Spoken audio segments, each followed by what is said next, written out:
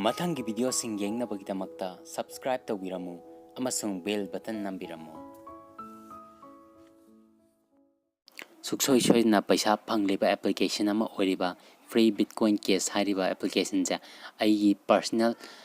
experience ta paisa se hanadagi adum piraga lakleba go yamna liba company ne bitcoin ln site na ai hojik puthok sarake sigi application ja hojik se bitcoin case hariba application ja nauna moi thadok lakpane ko atopa hanagi free bitcoin games khar leiri aduna bitcoin da oina phangba sizna bitcoin case oina phangba adu itaragadi Matou karamna peisa je phangada ge haibadu su ucharake aduga video se loi faobadang yengbiyu download tongna bagi damakta makha link description da pijarake si download tawbiyu aduga imanabi sing da refer tawraga 10% bonus su phangbiyu pung amada amuk claim tawbu yai adudagi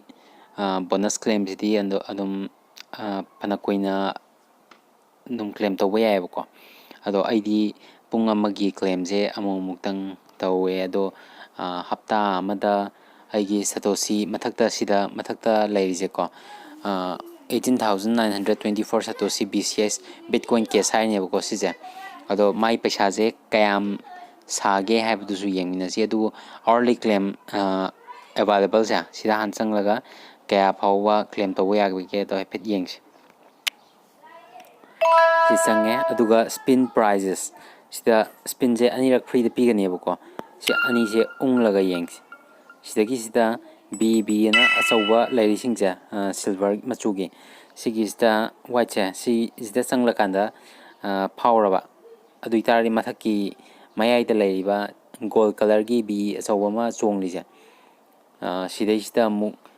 phangaba adu itari mathak tamu transfer ta hoikene mathaki 45% 0.50% 5.50% dai 49% sije satoshi ne bako 663 ne 1 lakhs ne 2510 ne 453 ne sigi satoshi singya claim to ya ne ba karingba gold color se phawradi aduga amuk phawa ngam haudre na adu itari sigi silver white machu je si sida amuk claim tawrakanda sida phawragadi mathaki mayagi ja siga khitang claim tawrog loisan bayai ba ado yam kuina yengom si mathang makha chathas spin prizes amuk chang phawgre downi ko si je khar kuina namma kanda phangbai wani ado aije ungi gom jira khamda ungaroige maramdi review ni na ko yam kuina sida matam manghal laga leibdo boring churakani si continue toroge 203 satoshi phange adi tardi aigi hauzik application sida yaurije 19,127 sure bonus claim je available ja claim tawroge sisu chamane hauziki doga adudi macha oina lei sidi ko ya 80 90 100 adumaina adukumbasu lei ado Tuesday khudingi payment je automatic oye bitcoin case kine akhoi kanusa price ya kayam muk lairige do hafet yengthoksi ko si chrome da sang si hauzik do ai do satoshi ne ko 19,000 satoshi yaure ba adu do satoshi je bitcoin case ta pirak tuine ko hauzik application du dagi Tuesday khudingi adu kaya lairige do hafet yengse magi price aina hapta amda week amda kayam ki matik tan grage do hafet khangdok na ko hauzik bitcoin case to aingon da lairise satoshi je 19,000 ko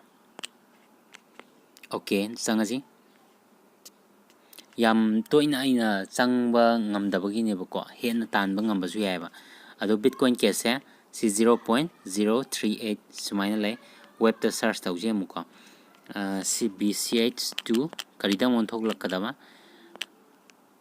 inr da mon tho yengje indian rupees ta adu itari 116 sumaina lay lupa chamaga taratro ado aina tangena kaigumba haziki application to sijinnaraga adum tanba taraga di lupa chani chahum adumaina hapta amada phajna adum tane bako chahum jamri adumaina muki chang talakpe week amada phajna adum sijinnarpa matamda ado sigi wallet se kamai tawgadage da coinbase haidna application ama lay alveu da registration email je registration tawni aduga confirm tawrakanda coinbase Play Store app download tꯧbiyoबको सिगी application सिदगी account से संगेतना aduga BCH wallet ana si tharije hajik fawbuda ai ngonda BCH wallet sida paisa amta haptriboko sigi BCH wallet sida receive bitcoin case haisida muchang biro I understand haraga mai sigi wallet address ha copy tawraga matungda changlaga hajiki application bitcoin case free bitcoin case application do adudagi yenglaga adum mention biro aduga registration taw matamda email ga sigi wallet address si kaktane bako changdrise sida tholakadriba sigi wallet address hai sumaina loire sina karisu lu banate ko aduna mayam pung namak loina ngamna ba ngaktani aduga haziki coinbase application ja sidagi transfer tawthokna bagi damakta mathangi video amuk semjarake adusu amu yengmina se punna